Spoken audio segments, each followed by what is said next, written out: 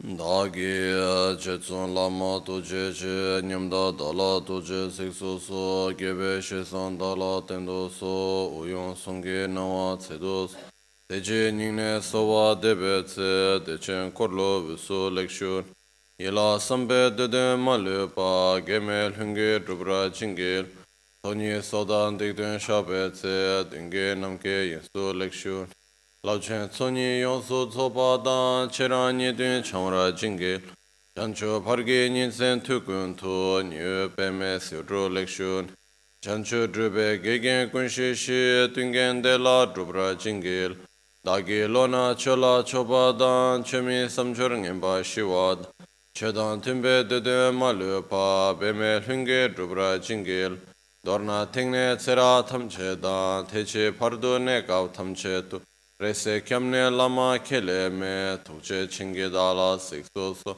Gongyab Drewe Nyamda Dachala Jetsun Lame Tuche Rabgongne Kodan Sunge Nawa Dralme Tu Nyamsu Nyongwe Kesan Tobrash Kyewa Kundu Yanda Lama Dan Rame Cheki Pela Longchechi Sadan Lamge Yonde Rabzor Dorche Change Koba Nyurtobeshan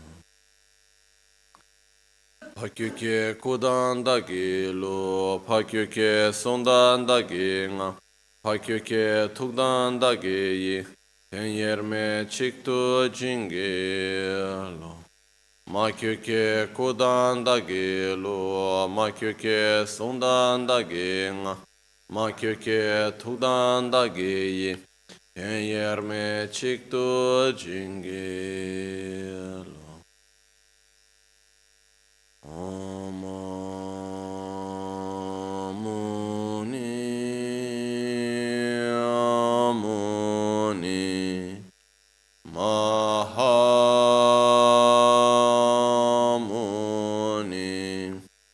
Shakyamuni Swaha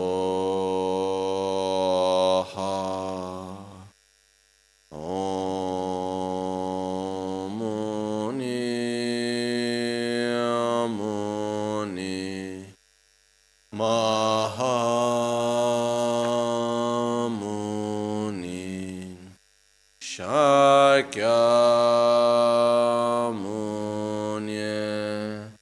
Swaha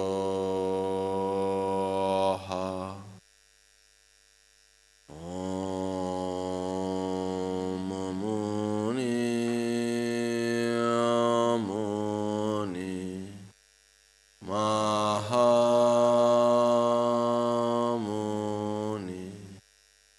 Shakyamuni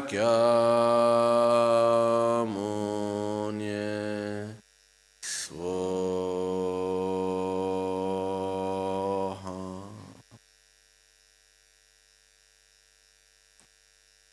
Sangye Chedan Soge Chanam La Chancho Pardo Dani Kyapso Chi Dagi Jinso Gibe Sonam Gi Drola Pinchira Sangye Druparsho Sangye Chedan Soge Chanam La Chancho Pardo Dani Kyapso Chi Dagi Chinso Gibe Sonam Gi Drola Pinchira Sangye Druparasho Sangye Chedan Tsoge Chonam Lan Chancho Pardo Dani Kyapso Chi Dagi Chishe Gibe Sonam Gi Drola Pinchira Sangye Druparasho. In the Buddha, Dharma, and Sangha, I take refuge until enlightenment, through the practice of generosity and the art of perfection. May I attain Buddhahood for the benefit of all sentient beings. So,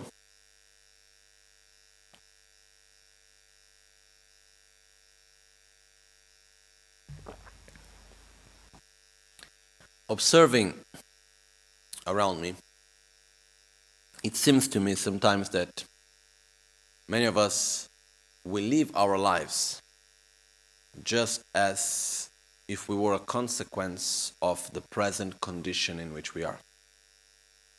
Which means, okay, I am experiencing this situation, I am sad, I am happy, I am joyful, whatever emotion we're feeling, whatever state of mind and spirit we are on, we see it very often as a simple result of the momentary conditions in which we find ourselves.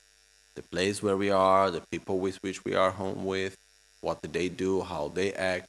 Like we very often see ourselves as a simple result of that, of the present moment.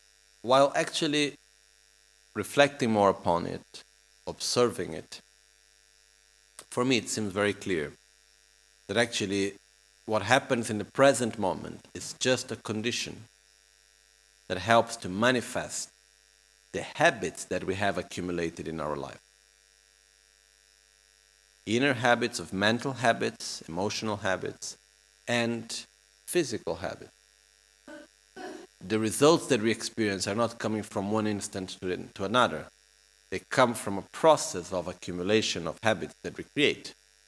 The way how we eat, the way how we move, gradually this create habits in our body. The same thing happens to our mind, the way how we think, the experiences we have. Gradually we create habits in our mind. And what happens with that is as these habits actually accumulate in time, it takes very little condition in order for it to manifest strongly. But very often what happens is that we just see that the external conditions are the actual cause of our inner state, while actually they are nothing more than a condition through which the habits that we have accumulated manifest. Okay? So, our body and our mind, they both have a characteristics in which they are, how to say in English now, malleabile, malleable. They can move, they can adapt. Okay? So as they are malleable, we can mold the body, we can mold the mind. And we have no choice in the sense of if our body and mind being or not being malleable, or molding or not molding, shaping or not shaping our body and mind. Okay? We are constantly shaping our body and shaping our mind. We are constantly doing that. By every movement we do, by every choice we make, by every food we eat, by every thought we have, by every emotion we manifest, by every word we say, we are shaping our body, we are shaping our mind. Okay? So here we can make two choices. One choice is simply to say, okay, I will live this life and I am just a result of the conditions around me. So I am not aware of in which direction I am shaping myself. I am not aware of really what I am doing to shape myself. I simply live trying to interact in the best way as I can with the momentary conditions in which I find myself. Okay? So one person says something, I react for that. Another person says something else, I react for that. I am in a certain situation, I react for that. We are constantly reacting to the situations in which we find ourselves. So when we live by reaction, basically we shape ourselves in a direction that we even don't know. And we are not even aware of shaping ourselves. Okay? Another way which is possible is to consciously choose in which way we want to shape ourselves, both our body and our mind. And once we do that consciously and we put the right effort, we can do incredible things. For instance, when we talk about the body, if we really follow well, eating in the one way, making exercise in a certain way, having a certain behavior, and so on, we can make great changes. No? One example for me that many people knows is Joseph Pilates. Was the man that literally created a system of exercise now well known as Pilates. No? He was born, if I am not wrong, with rachitismo. Is one sickness, rickets, in which he was extremely weak and he had everyday fever And he had a very, very difficult condition when he was a small boy. But his father had a big gym for athletes. So he was looking at all these athletes, and there he was very weak, as he was a very small boy. And he wanted to do exercises, and everybody was like, okay, just let him there, what heck can he do? And there he was very, very weak. And he put such a great effort, slowly, he became a wonderful athlete himself. So strong. And then later, the methods that he used to cure himself, later he applied to help to cure others. That's where his technique came from originally, This is just to show an example of one person that the conditions are very bad, but because shaping himself in the right direction can get wonderful results. This shows the power of the body, of shaping itself. If we move in the right direction, step by step, slowly. The same thing is for the mind. So one way, as I was saying, we can simply live the life reacting to the situations and not being aware where we are going, what we are doing. The other choice that we can make is to shape ourselves, both our body and our mind, in a direction of which we are conscious. So, to choose the direction is important. Once we choose, I want to be my health in this way, I want to have my mind in that way, I want to experience my life in this specific way. Once we have that, then we need to put effort in order to reach it. Otherwise, we cannot be just, let's say, if I start saying to myself now, I want so much to run a marathon, but I'm never doing exercises. Sure, it's not going to happen. I need to have an objective. Then I need to shape my body and my mind into the direction that I want to go. And gradually I get there. In order to shape the body and shape the mind, we need tools. We need methods. We need constancy. For the body, I am not the best person to talk about. We can go to look through. There are different ways of diets, and there are different systems of exercise and different ways of behavior. We also need some emotional balance in order to take good care of our health. There are many, the environment in which we live. There are many contexts which are important in order to shape our body correctly. Another thing is to shape our mind. Both of them are necessary. We also need a tool. We also need a tool to use in order to shape our mind correctly. It's not going to come spontaneously out of nothing. So in Buddhism, we have the process of shaping our mind is divided into 3 parts, which is called Töpa, Sampa, Gompa in Tibetan, which means listening, comprehending, and meditating. So whatever direction I want to shape my mind, first I need to understand that concept that I want to make spontaneous within myself. And generally speaking, the direction that we need to shape ourselves is divided into 2, which is method and wisdom. We need to develop basically love, compassion, morality, patience, generosity, and all that is related to the part of the method, which comes from love and compassion as the basis. And we also need to develop on the other side wisdom, correct view of reality, to be coherent with reality for what it is. So that's the main direction in which we may shape our mind. So in order to shape in that direction, we must first listen. We listen by listening, by reading, by receiving information, transmissions, and so on. Then we have the second step, which is comprehending, which is very important also. To comprehend means we must reach a state in which we have no doubt whatsoever about what is being said. It means that knowledge, that concept, is not anymore something that someone has said to me, but it's something that I truly believe within myself. And this is a very important step. Otherwise, we would say, okay, it's very important to develop great love towards all sentient beings, or selfishness is the main cause of suffering. Why? Oh, because Buddha said so and the Lama told me. No. Yes, Buddha have said, the Lama may have said to you so, but why is it like that? Because I believe it, because I understood it, because I followed. I really understand it. It's clear for me. Even if now the Guru come and say that was wrong, I will difficultly believe him, because it's so clear for me. I got my own process of understanding, of comprehending it. This is the second step. The third step is to meditate. Meditate means to familiarize. To familiarize means to repeat the same thing again and again.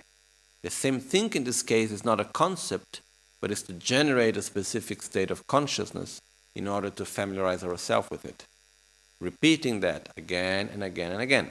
And in order to do this, we have what are called the sadhanas. The sadhana, which is Tibetan is called gomde, which means meditation and recitation, that unites breathing, visualization, recitation, many other aspects also, concentration and so on, actually are very valid techniques to train our mind, to shape our mind, to develop love and wisdom. Love, compassion, and wisdom. Okay? But a method such as this is not something that is there to be done once. It's something that we need to repeat many, many times. Just as when shaping the body, making an exercise, or having a correct diet. It's not correct. I see some people, oh, I am in diet. Have you seen today I'm eating? Okay, since when are you in diet? Since this meal. Up to when? Up to the next. Point. No. When we say like we really need to give continuity. So when we talk about a sadhana, this is a very powerful tool that has been used for centuries and centuries. And the Guru Puja that we are commenting, it's a sadhana. It's a powerful tool to familiarize the mind with love, compassion, wisdom. A sadhana, it has within itself the complete path to enlightenment. When we start the sadhana, we start from the place where we are now. And then there is the whole process where we simulate the whole process up to enlightenment.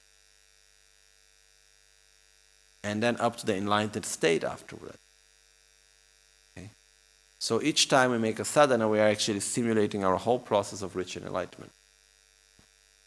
And within the sadhana, there is the moment of developing love, developing compassion, and so on. So it has a whole method that uses the words together with the thoughts, because the words directs the mind. So as I recite the verses and I do the visualizations, it will direct my mind in a specific direction in order to familiarize myself with certain states of consciousness and certain concepts and so on that I want to get acquainted with, that I want to shape myself in that direction. Okay? So this is important just to say, because the Guru Puja is not a simple prayer. It's a sadhana. It's a full, complete method to shape our mind towards enlightenment. So it's important to see it as such. Okay? Otherwise, if we just go and start reading the verses, it may look like, okay, there we are explaining a beautiful ceremony, a beautiful prayer. But it's not only that. It's actually much more than that. Okay? The practice of the Guru Puja, the sadhana of the Guru Puja, it is actually structured in a way like most sadhanas are. I cannot say all sadhanas because I don't know all sadhanas, okay? But all the sadhanas that I have seen up to now, they are structured. We can divide them into three parts, which is the preliminaries parts, the preparation, the preliminary, the actual practice, and the conclusion. And each one of the parts is very important. It's not like saying, oh, I go directly to the main practice. For all that, the preliminaries, I have enough experience, I don't need the preliminaries. No. We all need the preliminaries. It is a very important part of the practice also. So the Guru Puja also is structured with preliminaries, actual practice, and conclusion. The preliminaries in the Guru Puja is quite long, actually. The preliminaries is all made out of First, generating the correct motivation, love towards ourselves, love towards others. Then there is the part of accumulating merit, purifying our negativities, requesting the blessings, making it short. That's it. Okay. Luckily, we have all the recordings of the teachings. Now we are in the 7th weekend on the Guru Puja, so we cannot go back and re-explain everything. No? But if anybody wants, we have all the old recordings of all the previous teachings that we gave explaining all of this. So, preliminary practices, if we, by making it short, we have generating the correct motivation, love towards ourselves, love towards others. Then we have accumulating merits, purifying our negativities, requesting the blessings. Okay. Once we have done that, we enter into the actual main practice. The actual practice, we could divide it mainly into 2 parts, which is the absolute Guru Yoga, which we do when we do the practice of Kyonye Lama, Kyonye Yidam, Kyonye Kandro Chogyonte. And this is the moment in which we visualize Guru Buddha in front of us and rays of light and nectar coming to the chakras and we become inseparable and so on. Not going into details. I really need somehow to hold myself not to go into these details because it's something that's so beautiful. But we need to explain. We need to move on with the explanation.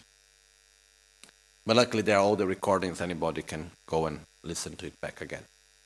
But the point is that we have here, in the moment when we do the absolute Guru Yoga, is a moment also in which we deeply recognize our own inner potential of enlightenment. Okay. Then we go to the next part, which is verse 84.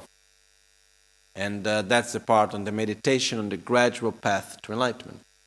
The meditation on the gradual path to enlightenment, it is a very important part of the practice. And basically what we do is that we recite verses that should induce ourselves to certain states of consciousness, certain states of mind, in order to familiarize ourselves with that states. Okay? It's not a verse, it's not a text that is there to explain things to us. Okay? It's a text in order to help us to remember what we supposedly already know. It's like in the Tibetan tradition, when we study in the Tibetan Buddhist tradition, we memorize first the root text. And once we memorize the root text, after we have the commentary, and later we forget about things. But then by reciting the root text, we reconnect ourselves to the whole knowledge. For example, when I studied the 51 mental factors, my teacher first told me, first to memorize them. And he gave me one text with all the 51 mental factors. Very simple text. So I memorized it. And then after he gave me the explanation, nowadays, if I need to explain what are the 10 wholesome, positive mental factors, if I would not have memorized the text, most probably I would not be able to remember everything. But when you go, I just need to recite.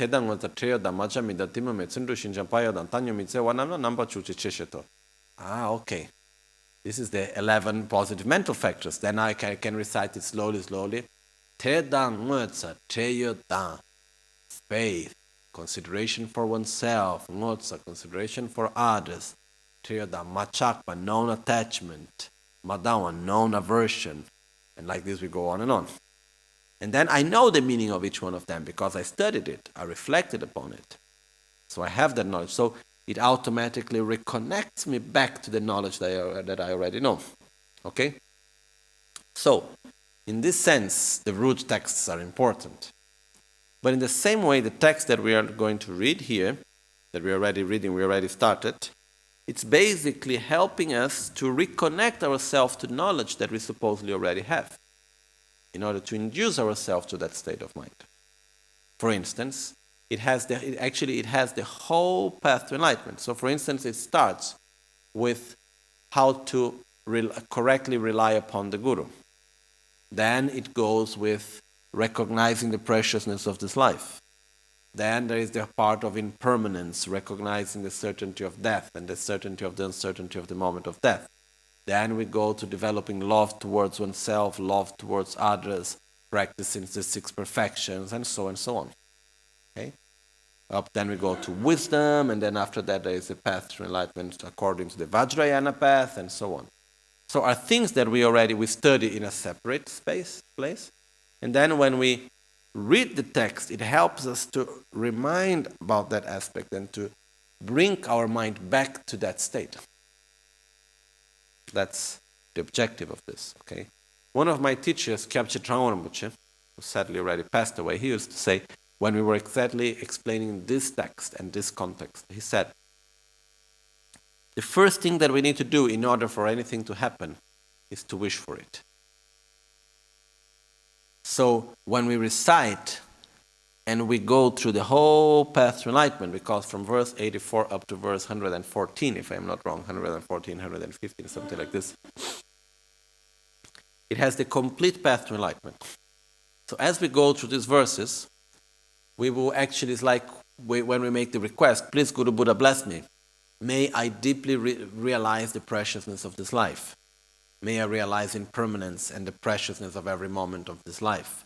May I realize love towards myself. May I be able to open my heart and love all sentient beings in an unconditional way.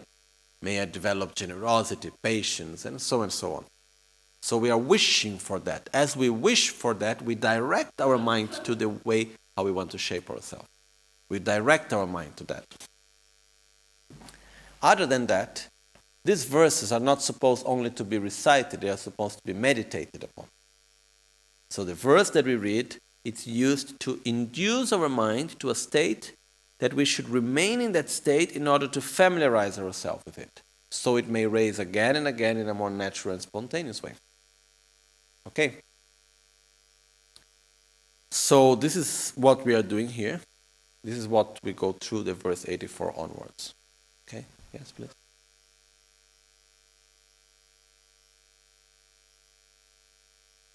Yes. Yeah, that's why actually, before I said in Italian I was forgetting, so thank you for the question. What I advise to be done, because many of us don't have the time to do, Shinjo, Tamba, Jetsun, Lama, La, Chijin, Kwebe, Sowa, Tabet, Dele, Tsawa, Gombo, Kyunyi, Geshin, Jetsun, Zimbra, Jingi, Lo. And then stay meditating for 5-10 minutes. Okay? Normally we don't do in that way, we recite more fast. So my advice is when you do your own practice, if you recite the Guru Puja, if you do it every day, better, or if you do it once a week or every 2 days, whenever you do it, try to have a constancy that first day you make a meditation on the first verse, verse 84. Then the rest you recite faster. Next time you meditate on the second verse. Then the next time you meditate on the third verse. And like this you go up to the end, then when you reach the end you go back to the first verse again. Okay?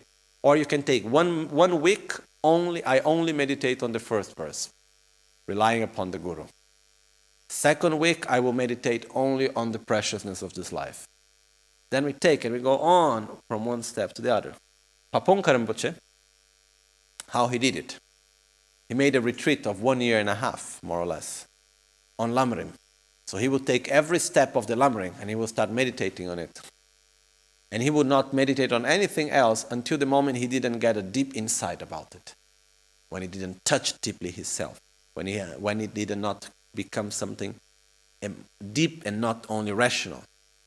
And then he wrote down his insights. And then he would go back to his Guru and said, I had this experience and like this and like that and have this insight. The Guru said, okay, wonderful, now you go to the next step. And then he would explain him the next step.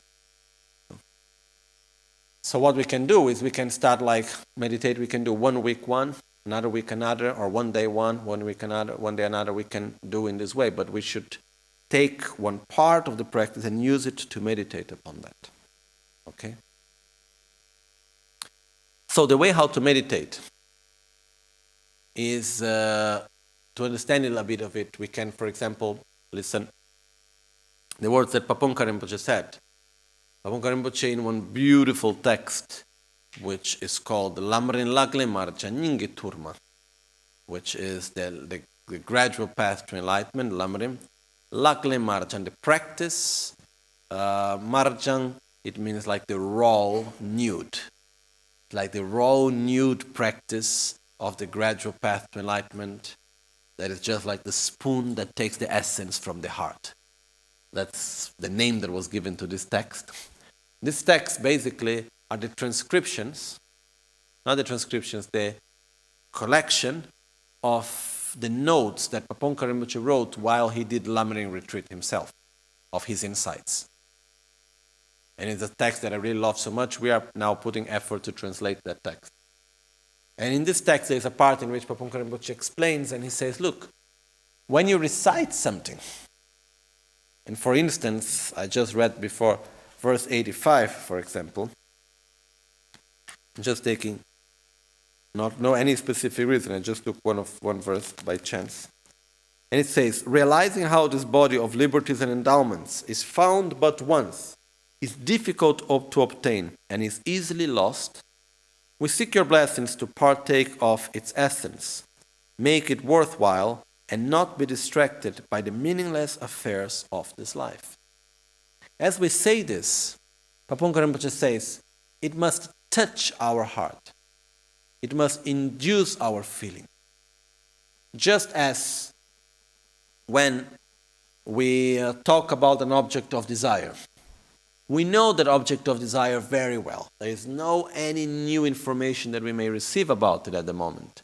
But in the moment that someone starts talking about it, and we start talking about it, and we start going into contact with it, what happened to our desire?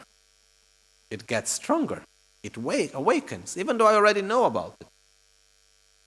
If I have an object of anger, and someone starts talking about it, and showing me it, and talking about, what happens to the anger?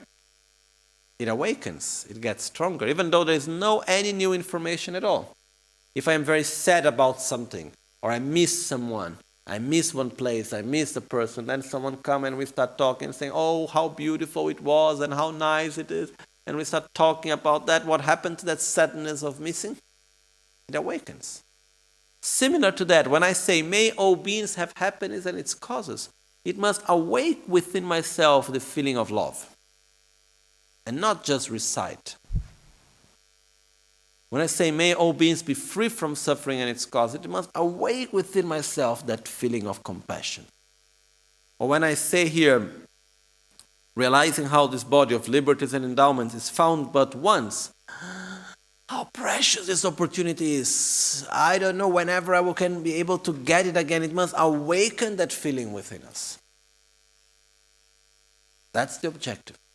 It's not to explain anything, it's to awake things that we supposedly already have trained ourselves in it. So we study, we reflect upon it, and then when we recite it again, it should awake within ourselves that state. Once we are able to feel that, then we remain in that state as long as we can.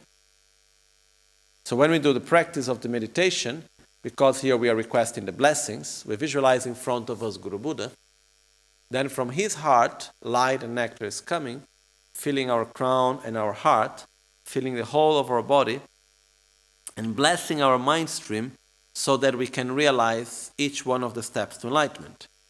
So for example, here we are talking about the preciousness of this life and the certainty of death. So the urgency to practice Dharma.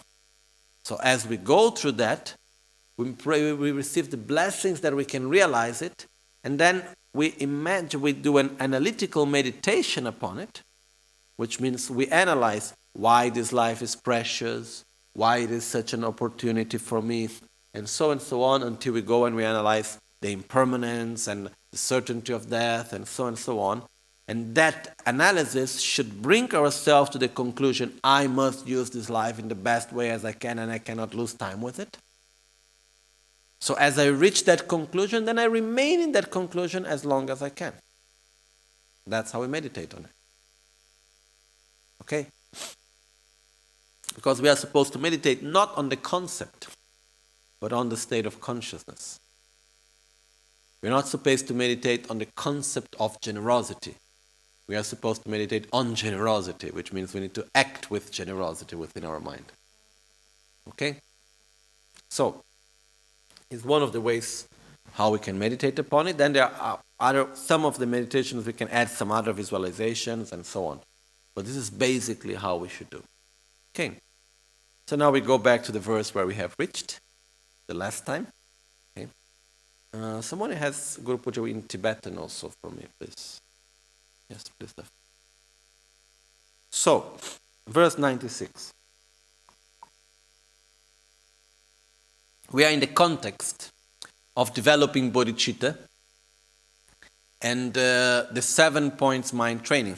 We are actually here in the context of which is like training ourselves to be altruistic and not selfish. And as I said before, this text is like condensed version of other things. And this part is a condensed version of the 7 point mind training. So truly to have a deeper understanding about these verses, which is starting some verses before, we actually need to go through the 7 points mind training of Geshe Chekawa. I have given that teaching already many times. We will give still in the future more times again, because it's a very important practice and teaching. So, within the 7 points mind training, there is one point which is called transforming the adverse circumstances into the path to enlightenment. And this is the point which we are right now on verse number 96. Okay? So,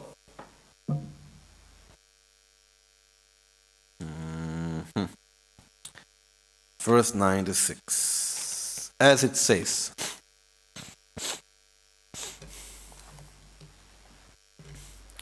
Nöchu dikpe drebu yong kangte, mi de dunga chartar bab gyur kyang, lengen drebu sebe gyur tongne, kyenge lam to longwar jingilob.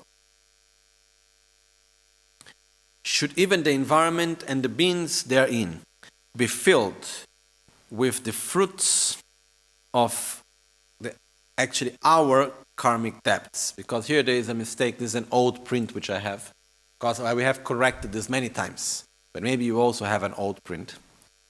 And instead of instead of theirs is our, okay? Because literally it's a correct literal translation, but conceptually it's wrong.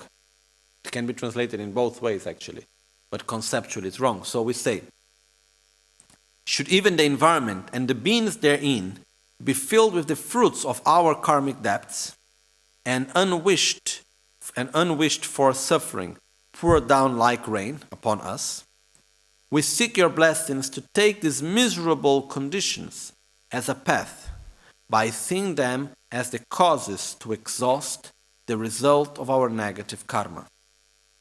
Okay? So, to understand this verse a little bit better, we need to go through some understanding about the law of karma.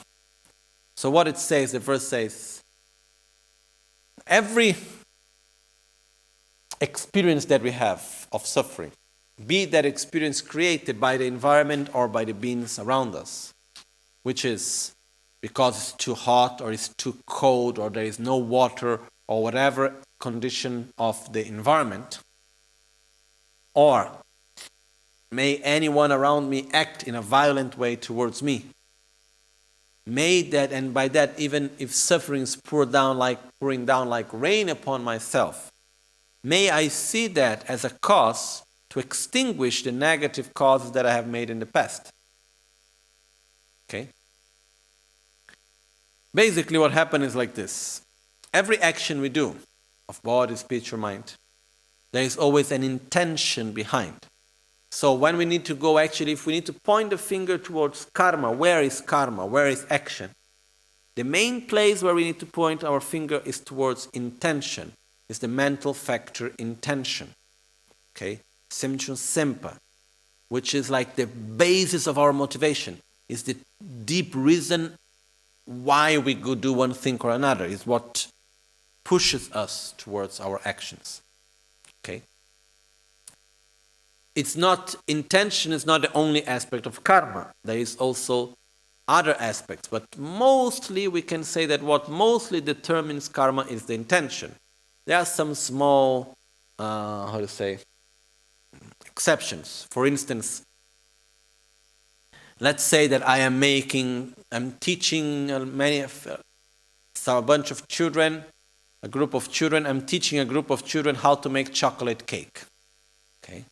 So there I am in this kitchen. I am in the 10th floor of a building, on a kitchen, teaching a group of children how to make chocolate cake.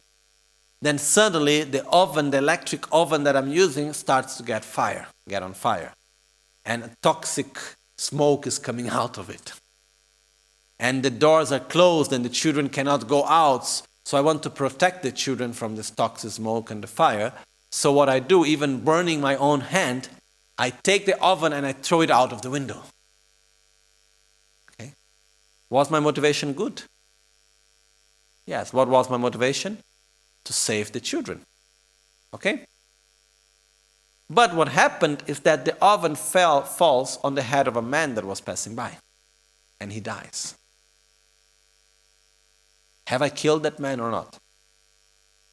Yes. Did I have the motivation to kill him? No. But am I still responsible for the killing? Yes, I am.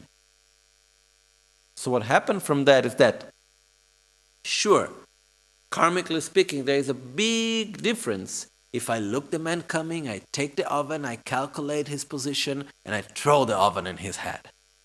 Okay? There is a big, big difference. But still, it's not a complete action, but it still is an action. It's not complete because there was not the motivation, the intention, there was not the action to do it on purpose, and there was not the rejoicing in the end. There was just the completing of the action itself. But still, the one part is there. So still I am responsible for it, even though I didn't have the intention. Okay? But that's why we say mostly what determines an action is the intention. Okay? So karma is basically in our intention. But it goes together with the words we say, with the actions we do. That's why we say action, karma of body, speech, and mind. The most important of all is the mind. But there is also the action of speech, and there is also the action of mind, of body. And we are responsible for all the three. Then, we have the way how karma manifests its results. We do an action. It's like one seed that we plant. Okay? Then time passes by, and suddenly there will be the conditions, like soil and the water and the sun, and then the seed can ripen. Basically, when a karma ripens, it ripens upon us. We experience the result of an action through the sensation. It's again another mental factor called sensation. We have three types of sensation or feeling. We have the feeling of pleasure, the feeling of unpleasure, and the neutral feeling. Okay? So the feeling of pleasure basically are all feelings that we have that we wanted to continue, and when it ends, we wanted to come back again. We wanted to get it again. The feeling of suffering are all the feelings we have while we have this feeling, we want it to end as soon as possible, and when it ends, we don't want it to come back again. A neutral feeling is those feelings that we have and we don't care if it continues or not. Okay? So, actually it's through the mental factor feeling that we experience reality. And it's through this feeling that we experience the results of the actions that we have done in the past. Okay?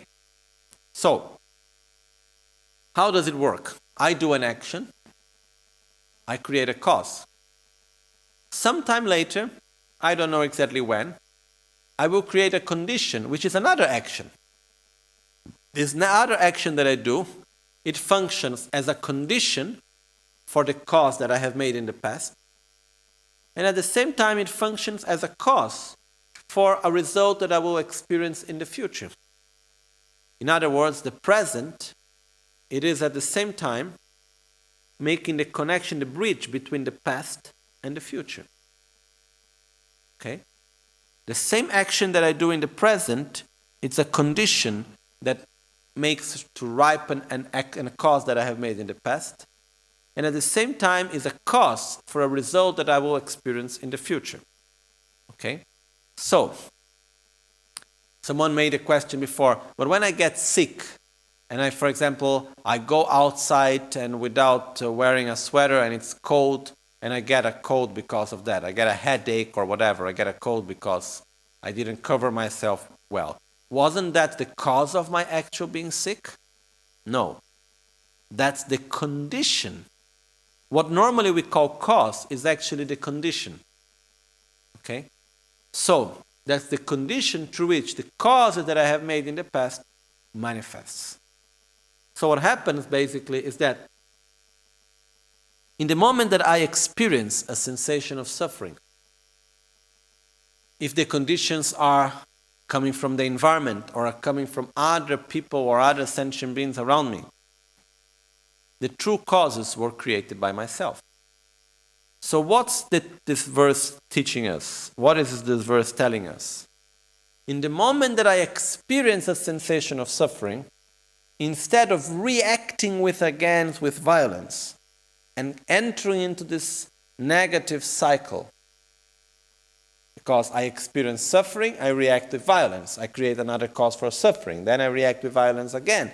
And then I enter into a negative cycle. It's like, for example, I make one debt, and in order to pay my debt, I make another debt, maybe with a higher interest rate. It's endless. So what happens with that is that instead, when I am about to pay my debt, I need to understand by paying the debt, I make the debt smaller. So it's like when we pay a debt, it's a mixed feeling. It's not pleasurable to pay the debt, but it's pleasurable to make the debt smaller. So it's like whenever you need to pay a debt, concentrate on the numbers getting less instead of what you are paying. So that's the better part of it. So basically, what the verse is telling us, what is this practice, is that whenever we experience something negative, we should not enter into the cycle of negative reaction.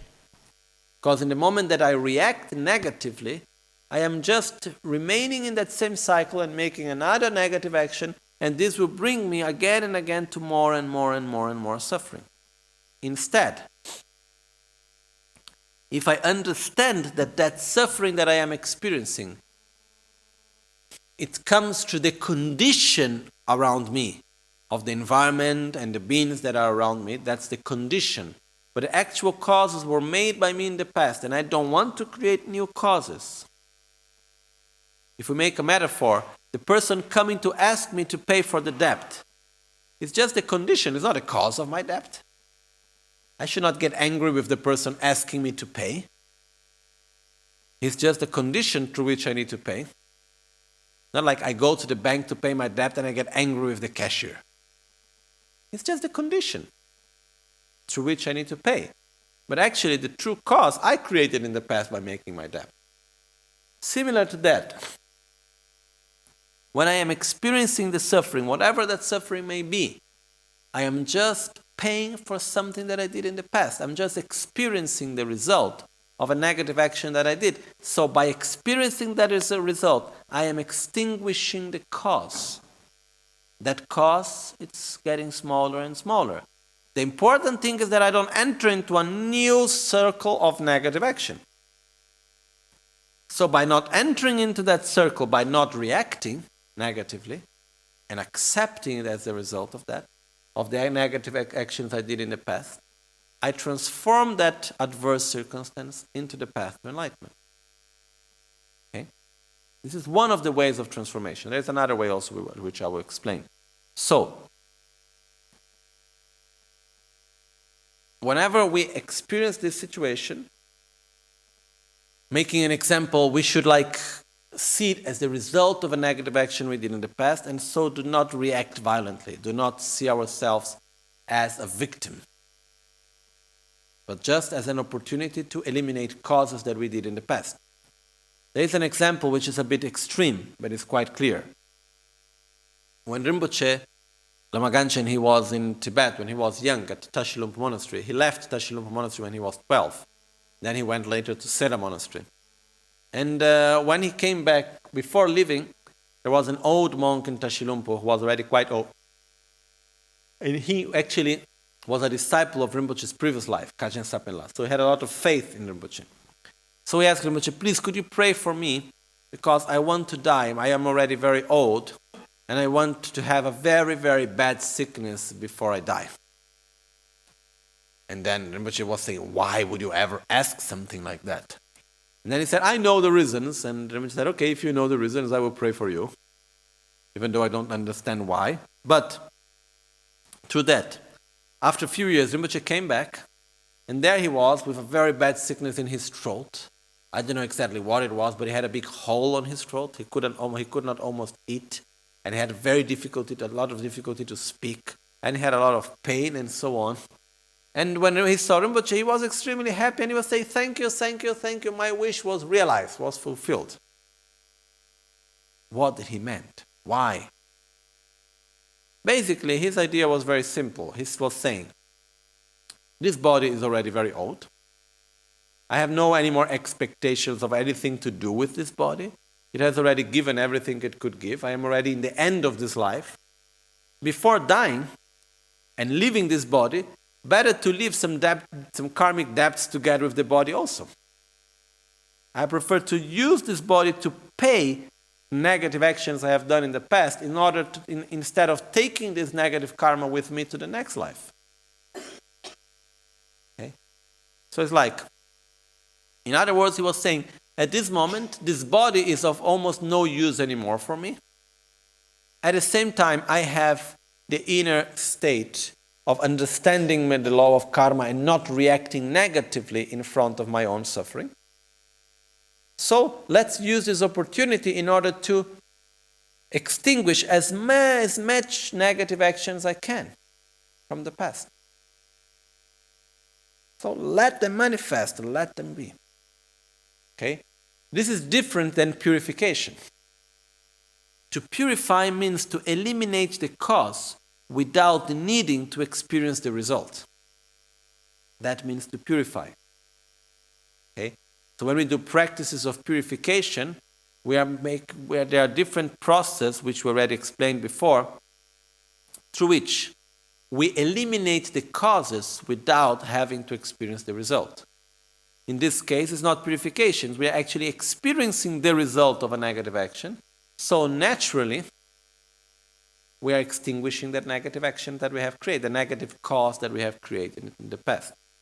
So by that, we do not react negatively and we transform it into the path.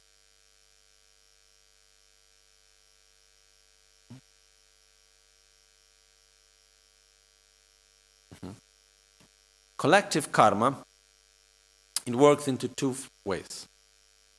One way of collective karma, it is when different people do a similar action together. Okay? So together we do a similar action. So we make a similar cause, and it is possible that we will experience the result together also. In this life or in the future lives, who knows when.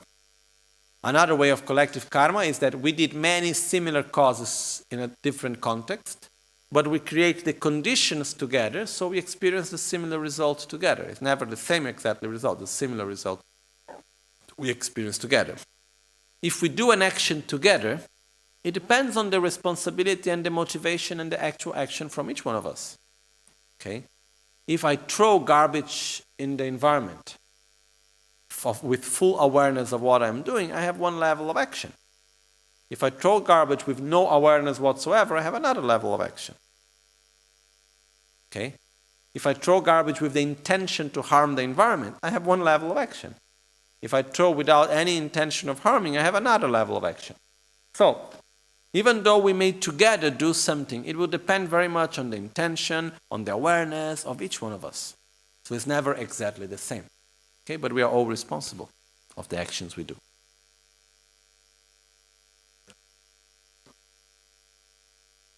Yeah.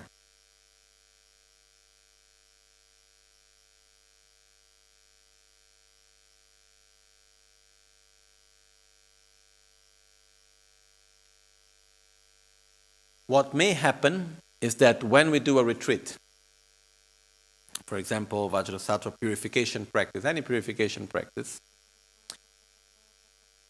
in whatever level the purification is complete, is full purification, we should not experience any of the results of that action, okay, of that karma.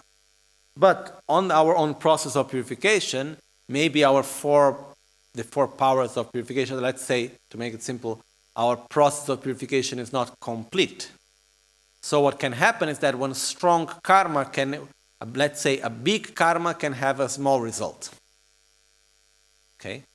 Another way of purifying a karma is that something that is like a very, let's say we need to carry a big stone, is divided into many, many small stones. So we have many difficult small problems instead of having one big suffering. This is another level when the purification is not complete. It's only partial. When the purification process is not complete, what can happen is that we experience the same. It's like the seeds will give their fruits, but in a weak way, not in a complete way. We make the seed weak, but we do not destroy it. When the purification process is complete, we are able to destroy completely the seed. We burn it out completely, so there is no result whatsoever. When the purification process is not complete, we make the seed more weak. So the results are more weak, but are not complete. Okay?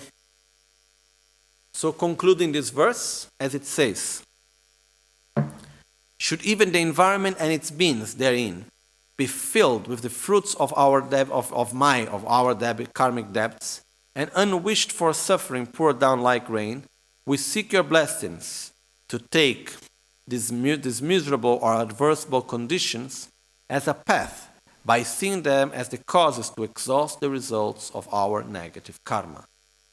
So if we are able to practice this and see every negative situation we experience as the result of something that we did in the past, so we are exhausting that negative cause, as a minimum, it functions as a very powerful tool for us not to react negatively in front of adverse conditions. Because the biggest problem of adverse circumstances is our reaction. Okay? Together with this, just one small point of reflection. Normally when we have an adverse condition, circumstance, we suffer more for the specific adverse circumstance, or we suffer more because the things are not in the way how we thought they should be. And because we do not accept what is happening. Mostly we suffer more because we do not accept the way how things are, and we try to blame someone, and because things are not the way how they should be, and so on. In the moment that we understand that it's the result of something that I did, it finishes there. So simple. We go on. We don't stay stuck with it.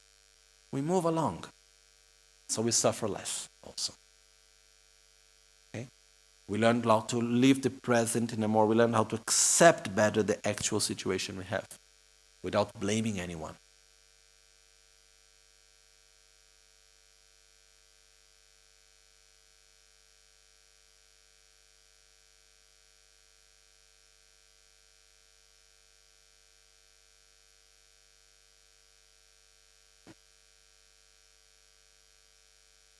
Okay. Arrivo.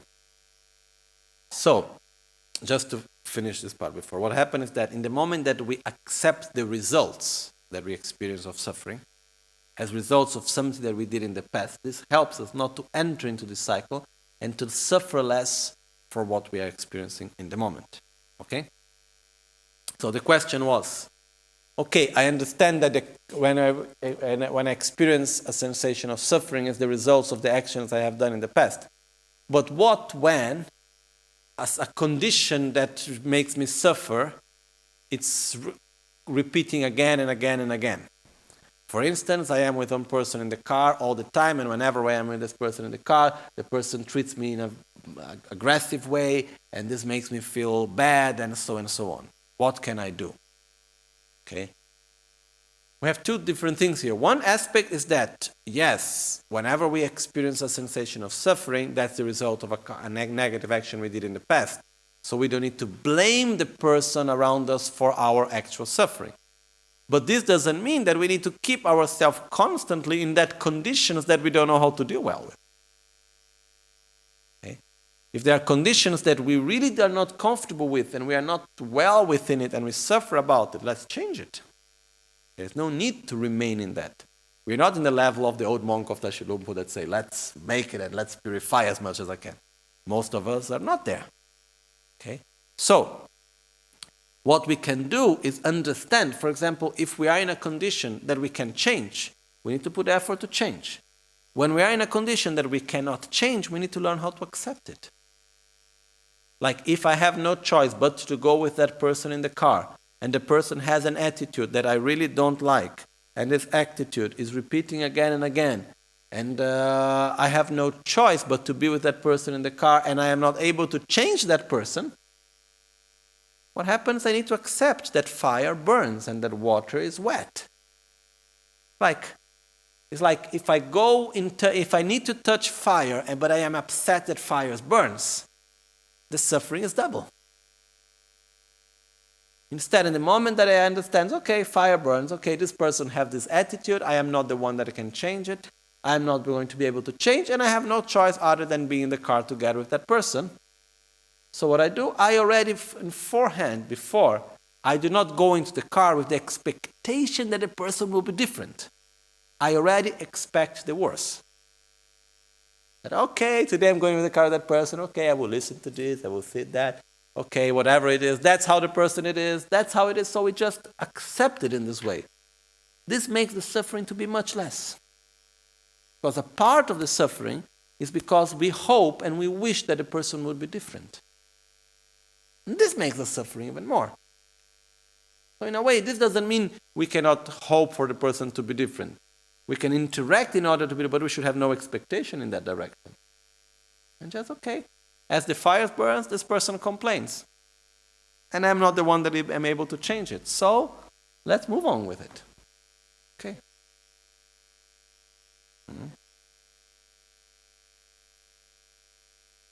If you allow yourself to suffer, okay, without having any negative reaction, okay, what happens is that in a way, yes, you're burning some karma, but you must really have the right wisdom to do it, as the monk of Tashilumpo, which we were explaining before, okay. Generally speaking, it's not by suffering that we purify. And there is no moment in the teachings which is saying you must experience as much suffering as you can because you need to eliminate your negative karma. Okay? It's two different things. One thing is the fact that whenever we experience suffering, wanting or not, we should not react negatively and we should see it as the result of the negative karmas that we have done as it is being exhausted. This doesn't mean that we need to go around looking to suffer more. Okay? Huh? Why not? Because in the moment that we go around to look for suffering, we are not necessarily able to deal correctly with it. And the path is not a path of looking for more suffering. We need to use our energy to generate more positive energy, and the process of purification actually is a much more powerful process than the process of experiencing the results. Yes, if you're not doing consciously and by chance that it happens all the day, every day, we enter into situations in which we are suffering, wonderful. Let's experience it and let's pay the debts we have created. Otherwise, we would take big malas with metal points and we will start making practices of purification and eliminating our own karma. That's not the point. Okay? The spiritual path should be a path of joy. We shouldn't go around looking for suffering as a path to purify ourselves because we feel guilty for whatever and so on. That's not a path. That's not how it should be. Okay? Just when we talk about this, it's when we enter about karma, it's a very delicate subject and very vast subject, no? But here specifically, what happens is also, for example, if there is an animal or a person, actually, any being, that is very sick and it's suffering. Sometimes with animals there is the concept of sacrificing the animal. So we kill the animal so the animal stops suffering. Actually, what we are doing is we are stopping a process of manifestation of a karma. So the best is to let the process go naturally and let the animal die on its own natural process. Because even that moment of suffering, it's not nice, sure, but it's a way that at least one karma will be completely fulfilled and it will be finished in that way. So that the animal can have a rebirth with more light without the heaviness of that karma at least. Okay? Then the question was, what happens when a person makes this request? I want to die.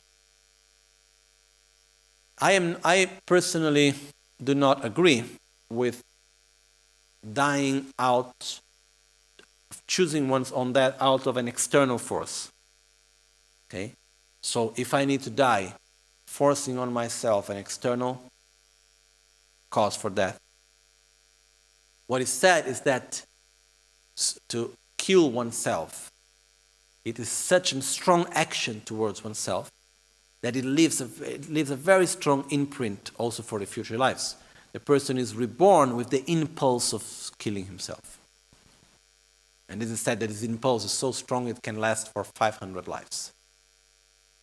So, what happened is that, generally speaking, it's not good at all, okay, to kill oneself. Another thing, it means to accept one's own death. This is two different things.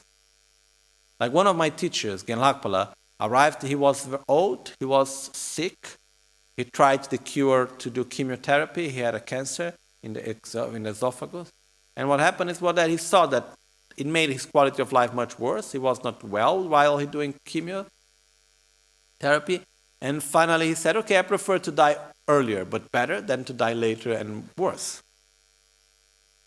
He said, I prefer to live this next year and a half, 2 years of life, whatever time I have, in a better way, and to use it well, and to prepare myself well for my death, than trying to extend my lifespan as much as I can in a very, very bad quality of life.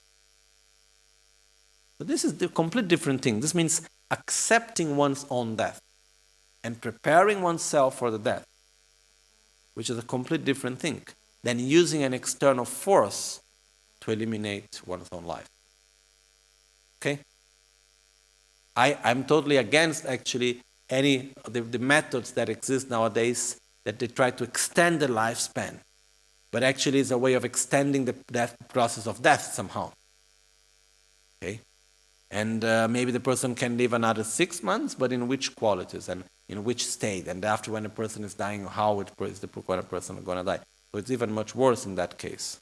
Okay, this is my own personal view. It's better to die earlier and well than die later and badly. Okay? So this is one point.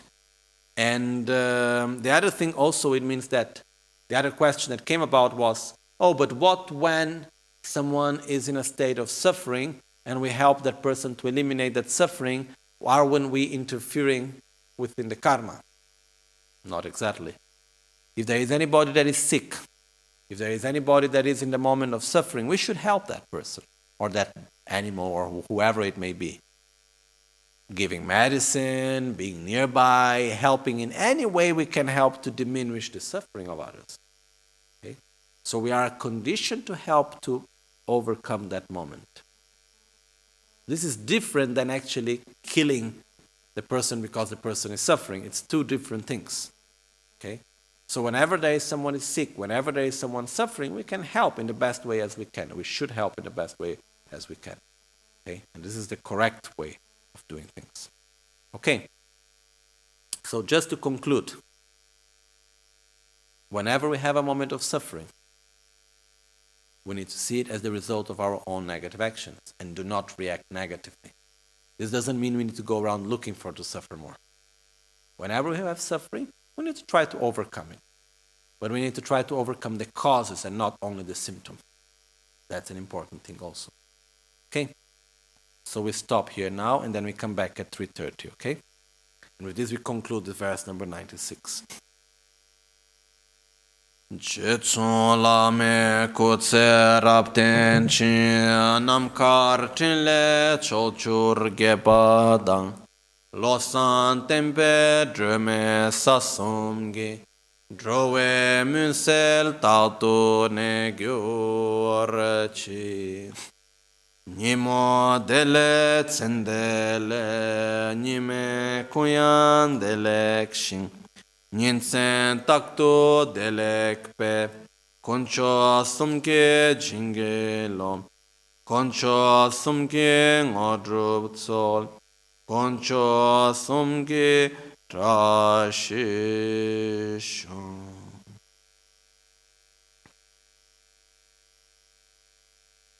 At dawn or dusk, at night or midday, may the three jewels grant us their blessings. May they help us to achieve all realizations and sprinkle the path of our lives with various signs of auspiciousness.